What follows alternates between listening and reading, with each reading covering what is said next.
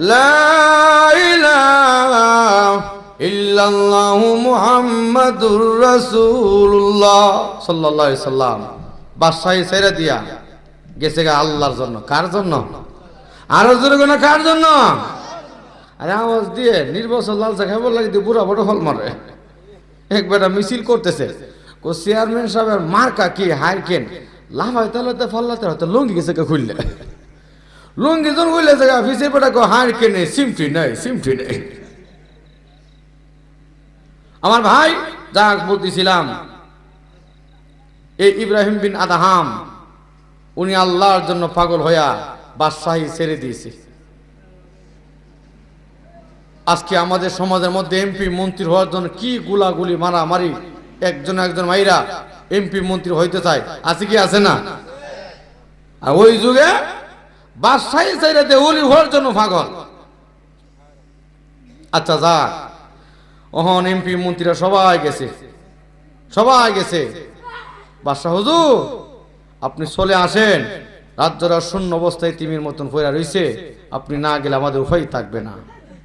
আমি আর যাব না, দুনিয়ার ফসা গান্দার পাগল হইয়া আমি আমার জীবনটা নষ্ট করে দিছি, আমি আর এগুলো যাব না। আসেন আসেন ভাই, এই জন্য বলছে ওই আল্লাহওয়ালা যারা এদের ছেলে মেয়েরা কষ্ট করে। কেন কষ্ট করে? আল্লাহওয়ালারা দুনিয়াকে লাথি মেরে আল্লাহর জন্য পাগল হয়ে যায়। যেরকম ঠিক না ঠিক? একটা ঘটনা মনে পড়েছে, বললাম এই সাইদ তরিকার একজন আল্লাহর ওলি আব্দুল ওয়াহেদ ইবনে যায়েদ রহমাতুল্লাহ আলাইহি, হুজুর একজন কাজের লোক ছিল, কাজের লোক মনে রাখেন। ওই কাজের লোক এমন আল্লাহওয়ালা ছিল, আল্লাহু আকবার। মালিক এই কাজ থেকে শর্ত নিছে, হ্যাঁ আল্লাহর ওলি, আপনার কাছে আমার আবেদন, রাতের বেলা আমার কাছ থেকে কাজ নেবেন না, দিনের বেলা আপনি আমার কাছ থেকে কাজ নেবেন, কারণ আমি আপনার গোলাম। তবে রাতের বেলা যে আমাকে সুযোগ দিবেন, আমি আপনার জন্য তার বিনিময়ে একটা স্বর্ণ মুদ্রা দিব, স্বর্ণের টুকরা দেব। মালিক বলল ঠিক আছে। রাতের বেলা কোথায় যাব? ওনার মনের মধ্যে প্রশ্ন জাগলো, আমার গোলামটা গভীর রাতে কোথায় যায়? যাচাই বাজার করার দরকার আছে কি আছে না? হাত তাকায় দেখি ওই আল্লাহ ওলির পেছনে যেদিকে দেখে সারা রাত নামাজ পড়ে যখন আবার ফজরের টাইম হয়ে যায়, ফজরের নামাজ পড়ে আল্লাহর ওলির কাছে, আর সারা রাত পাহাড়ের মধ্যে নামাজ পড়ে আল্লাহর ওলি আব্দুল ওয়াহিদ ইবনে যায়েদ উনি তো জঙ্গলের মধ্যে লুকিয়ে লুকিয়ে সব দেখতেছে। দেখার পরে সকালবেলা দেখে সাগর আর সাগর, বিশাল আকারে আফ্রিকার জঙ্গল। আশ্চর্য গেল, হ্যাঁ মানুষ নাই, কোনো কিছু নাই, শুধু সাগর আর সাগর আর জঙ্গল আর জঙ্গল। আরেকজন আল্লাহর ওলির সঙ্গে দেখা হয়ে গেল, ও আল্লাহর বান্দা এখানে কেমনে এসেছো? আমি এসেছি, আমার গোলাম আছে একজন, সে আমার কাছে শর্ত নিয়েছে, রাতের বেলা আমার কাজ করবে না, আমাকে যে রাতের বেলা কাজ করবে না এর বিনিময়ে আমাকে স্বর্ণের টুকরা দিবে। এর বিনিময়ে আমার কাছে বিদায় নিচ্ছে। আমি বিদায় দিলাম, চিন্তা করলাম লোকটা কি করে যাচাই বাছাই করা দরকার আছে কি আছে না। আমি যাচাই বাছাই করতে করতে ওনার পিছনে এসেছি। আসার পরে আমি ভাবলাম পরে যাব, উনি আগে চলে যাক। পরে যাওয়ার কথা চিন্তা করে ডানে তাকাই সাগর, বামে সাগর, সব দিয়ে সাগর আর জঙ্গল দেখা যাচ্ছে। কারণ কি? এ আল্লাহ বললাম এটা হলো আফ্রিকার মহা জঙ্গল, আল্লাহু আকবার। তুমি দিয়ে দিও শত শত মাইল দূর দিয়ে দিত, 1 মাইল 2 মাইল নয়। ওই আল্লাহর ওলি আবার রাতের বেলা আসবে। সারাদিন জঙ্গলের মধ্যে কাটালেন, মালিক কাটালেন। এবার রাতের বেলা উনি আবার আসলো। ওই যে গোলাম আইসা বলল, মালিক জীবনে কাউকে আমার সেই কেরামতির কথা বলবেন না। বাড়িতে গিয়ে ওই আল্লাহর ওলি এবার ঘোষণা করলো, ও আমার গোলাম, আজকে তুমি আমার গোলাম নয়, আমি তোমার গোলাম। সুবহানাল্লাহ।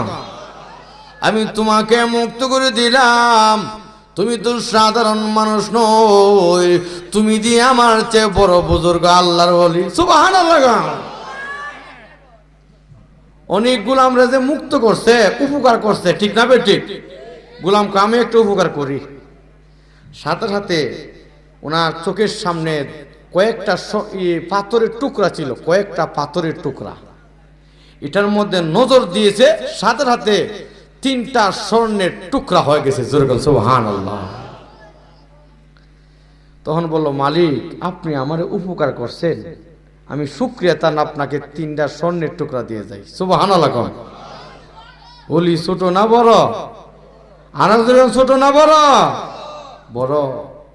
আবার আল্লাহর ওলিরা আল্লাহর হয়ে গেলে দুনিয়া সব কিছু তাদের হয়ে যায়, ঠিক না বেঠিক? এই জন্য আজকে আমরা আল্লাহওয়ালা হইতে চাই না, আল্লাহওয়ালা হইতে থেকে আমরা দূরে থাকতে চাই। গিয়া দেখেন বহুত আমরা মনে করি দুনিয়ার শান্তি বুঝি ওই ক্ষমতার মধ্যে, দুনিয়ার শান্তি বুঝি জায়গা জমির মধ্যে, দুনিয়ার শান্তি বুঝি ওই কোটি কোটি টাকা গাড়ি বাড়ি মালিক, হ্যাঁ এগুলো স্বর্ণ রূপা হীরা মুক্তার মধ্যে। আরে ভাই, এগুলো মধ্যে পৃথিবীর কেউ গ্যারান্টি দিতে পারবে না এগুলোর মধ্যে শান্তি আছে, ঠিক না বেঠিক? শান্তিটা আল্লাহ কলব রাখছে, কলবে, ঠিক না বেঠিক? আপনি আল্লাহ হুকুম নবীর তরিকার মধ্যে চলেন, এই কলবে আল্লাহ শান্তি দিবে। শান্তি দেওয়ার মালিক কে? আর আল্লাহর হুকুম নবীর তরিকার মতো নাই, গাড়ি বাড়ি মালিক সব আছে। বহুত বলুল গায়ক, হুজুর দোয়া করেন, টাকা পয়সা গাড়ি বাড়ি সব আছে, এসির মধ্যে ঘুমাই, এরপর ঘুম আসে? আমার ভাই, এই জন্য গুনাহ করবেন। এসি গাড়ি বাড়ি অত করে জাজিম হোক না কেন, শান্তি পাওয়া যাবে? আল্লাহ হুকুম নবীর তরিকার মতো চললে গাছতলায় ঘুমাইলো, ইট মাথার নিচে দিল, ঘুম আসবে, যেরকম, ঠিক না বেঠিক? ইব্রাহিম বিন আদহামের নাম শুনছেন নি? আল্লাহু আকবার, কত বড় বুজুর্গ ছিল, বাদশাহী চাইরা দিছে। উনি একদিন রাজ দরবারের মধ্যে ঘুম আসতেছেন, হঠাৎ করে তাকায় দেখে গভীর রাতে ছাদের উপর কটকট কটকট আওয়াজ হচ্ছে। ছাদের উপর কে? আমি একজন মুসাফির। আরে মুসাফির এখানে কি? আমি এসেছি, আমার একটা ঘোড়া উট হারিয়ে গেছি। আরে বেকল, উট কি ছাদের উপর পাওয়া যায়? হ্যাঁ, উট ছাদের উপর পাওয়া যায় না? না, উট যদি ছাদের উপর না পাওয়া যায়, তো ঘুমায়া ঘুমায় কি আল্লাহরে পাওয়া যাবে? আরে যদি কোনো পাওয়া যাবে? আল্লাহর ওলি যে হইছে, আল্লাহরে পাইতে গিয়া বহু সাধনা করছে, ঠিক না ঠিক? আমরা তো মনে করি সুলাইল কলাটা বুঝি, বাবারা আল্লাহওয়ালা হওয়াটা সুলাইল কলার না। গিয়া দেন এই দামি জিনিস যে মূল্যায়ন করে সেই অর্জন করতে পারে, ঠিক না ঠিক? এই জন্য ভাই গিয়া দেখেন যে মূল্যায়ন করে আল্লাহ পাক তারে গরিব দেখে না, ধনী দেখে না, আল্লাহ রাব্বুল আমিন তার দিলটা দেখে, যেরকম, ঠিক না ঠিক? দিলটা যে যতদিকে এই দিকে দাবিত হবে আমার আল্লাহ। এই জন্য তাফসীর কিতাবে লিখেছেন, বান্দা যদি আল্লাহকে পাওয়ার জন্য অর্ধ হাত আসে, আল্লাহ বলে আমি আল্লাহ আসি 1 হাত। সে যদি 1 হাত আসে, আমি আল্লাহ 2 হাত। বান্দা যদি হেঁটে হেঁটে আসে, আমি আল্লাহ রহমত দ্রুত গতিতে আসে, সুবহানাল্লাহ। আল্লাহর দয়া মায়া কম না বেশি?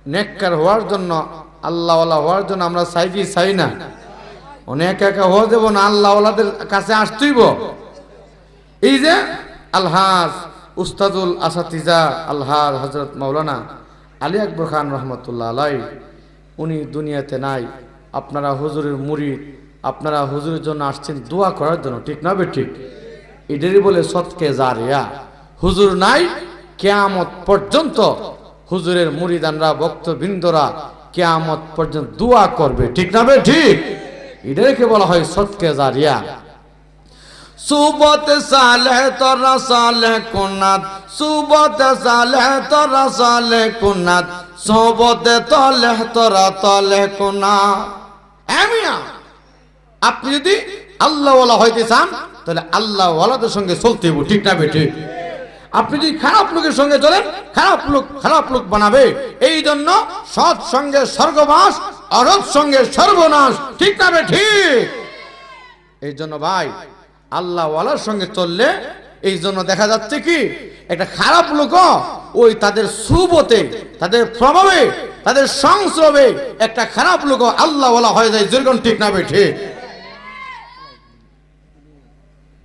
কাজেই আল্লাহওয়ালা হলে লস না লাভ? আরো যেরকম লস না লাভ? লাভ। আমি যেদিন থেকে ফিরসা হুজুরের কাছে বয়ে থইলাম, জিকিরে ধাক্কা দিলাম, এই কলপটাকে এখানে টান দিলাম, লা ইলাহা ইল্লাল্লাহ, কলবে ধাক্কা দেওয়া। আমার কলবতে দুনিয়ার সব চিন্তা পিছনে ফেলে দিলাম, ইল্লাল্লাহ ধাক্কা দিলাম। আমার কলবের মধ্যে আল্লাহ ছাড়া কেউ নাই। এই ধ্যান খেয়াল নিয়ে জিকির ধাক্কা দিলাম, এমন শান্তি পাইলাম, আল্লাহু আকবার। এর আগে অশান্তি আসতো। এই জন্য ভাই, আল্লাহওয়ালাদের কাছে না আসলে এটা বোঝা যাবে। আল্লাহওয়ালাদের কাছে আসতেইব, আসলে বুঝবেন এটা কোন শান্তির পথ। আরে ভাই, এই গাড়ি বাড়ি জায়গা জমি, এ মনে দেখা যাচ্ছে জায়গা জমি বাড়ি ঘর ধন সম্পদ দিয়া গেছে ছেলে মেয়েরে। এই ছেলে মেয়ে ধন সম্পদ বাড়ি ঘর পায়া মামলা মুকদ্দমা কইরা, হাই রে ভাইয়ে ভাই যে একটা ফিতনা লাগছে। কিন্তু এই জন্য মহান আল্লাহ রাব্বুল আমিন উম্মতে, এই আমাদেরকে যারা ইমানদার আল্লাহওয়ালা, তাদেরকে আল্লাহ পাক দিছে এলেম, আর বেঈমানদেরকে আল্লাহ দিছে সম্পদ, ঠিক না ঠিক? এই জন্য আল্লাহওয়ালারা ভাই এই দুনিয়ার পাগল না, এরা আল্লাহর পাগল। কার পাগল? দুনিয়ার পূজা করলে, দুনিয়ার পাগল হইলে ভিতরে আসবে কিয়ামত পর্যন্ত অশান্তি। আল্লাহর পাগল হইলে ইহকালে শান্তি, পরকালে শান্তি। আল্লাহর পাগল হইলে দুঃখা খাওয়া যাবে না, শান্তি ছাড়া, যেরকম, ঠিক না ঠিক? তাহলে আমরা কার পাগল হইব? আর যেরকম কার? আল্লাহ। তো আল্লাহওয়ালাদের কাছে আসতেই হবে। আল্লাহওয়ালাদের কাছে না আইসা আমার ভাই আল্লাহওয়ালা হওয়া যাবে? আপনি যদি কাপড় আনতে চান, কাপড়ের দোকানে যেতে হইব না, গরুর বাজারে গেলে কাপড় পাওয়া যাব? গরু আনতে গেলে গরুর বাজারে যাইতে হইব, ঠিক? আল্লাহওয়ালা হইতে গেলে আল্লাহওয়ালাদের কাছে মজলিসে আসতে হবে। এখানে একটা ফ্যান লাগায়া, ফ্যান সুইচ দিল, বাতাস লাগতেছে। আমার আশেপাশে লোক যদি থাকে, তারা বাতাস পাবে কি পাবে না? পাবে। ঠিক আল্লাহওয়ালারা তো তারা সর্বদাই আল্লাহর ধ্যান মগ্ন থাকে, আল্লাহর স্মরণের মগ্ন থাকে। এই জন্য আল্লাহ পাক রহমত নাজিল করে ওই আল্লাহ ওলিদের মজলিসে বসলো। আপনার আমি যারা সাধারণ লোক আছি, তারাও সেই রহমত প্রাপ্ত হবেন, যেরকম সুবহানাল্লাহ। এই জন্য ভাই, আপনার আল্লাহর ওয়ালাদের দরবারে আসছেন, মনে এটা রুহের খোরাক, ঠিক না ঠিক? আচ্ছা, আমরা যারা খাবার খাই, দুধ খাই, কলা খাই, গোস্ত খাই, এগুলো শরীরের শক্তি হয়, ঠিক না ঠিক? এগুলো খাইলে শরীরের দুনিয়ার কাজকর্ম করা যায়, আত্মন এক মন ওজন দেখা যায় আমরা নিতে পারি। আর রুহের খোরাক আমল। রুহের খোরাক কি? নামাজ পড়লেন, রুহের খোরাক। জিকির করলেন, রুহের খোরাক। কুরআন পড়লেন, রুহের খোরাক। হজ করলেন, রুহের খোরাক। যাকাত দিলেন, রুহের খোরাক। আমার ভাই অন্য নফল বন্দি করলেন, এগুলো রুহের খোরাক। দেখেন, এই দেহটা তো মাটির সঙ্গে মিশ্রিত হয়ে যাবে, ঠিক না ঠিক? দেহটা কিন্তু কিচ্ছু না, আসল তো রূহ আত্মা, ঠিক না বেটি? আচ্ছা, আমার ভিতরে যদি আত্মা না থাকে, এই দেহের কোনো মূল্য আছে? আরো যখন আছে, কোনো মূল্য নাই। বলবো কি লাশ, ফোর এটা ফসবো। এই চোখ দেখেন, চোখ ফসবো, প্রত্যেকটা অঙ্গ প্রত্যঙ্গ ফুচ্চা সব একবারে মাটির সঙ্গে মিশ্রিত হয়ে যাবে। কিন্তু আসল হচ্ছে রূহ আত্মা। এই রুহের খোরাক যদি দিয়ে দেন, আরে ভাই, এটাই আপনি আমার আসল সামান। এই রুহের সঙ্গে যদি আমি আমল করলাম, কুরআন পড়লাম, জিকির করলাম, নেক আমল করলাম, এই আমলটা ছেলে মেয়ে বীর বাচ্চা কেউ রাখতে পারবে না। জোরগান ঠিক না বেঠি? এই জন্য আল্লাহ ওনাদের কাছে আসলে কিছু রুহের খোরাক দিবে। কোন পদ্ধতি চললে আল্লাহকে পাওয়া যাবে? যেরকম ঠিক না বেটি? এই জন্য আল্লাহ পাক আরেক আয়াতে বলছে, ইয়া আইয়ুহাল্লাযীনা আমানুত্তাকুল্লাহা ওয়া কুনু মা'আস সাদিকিন।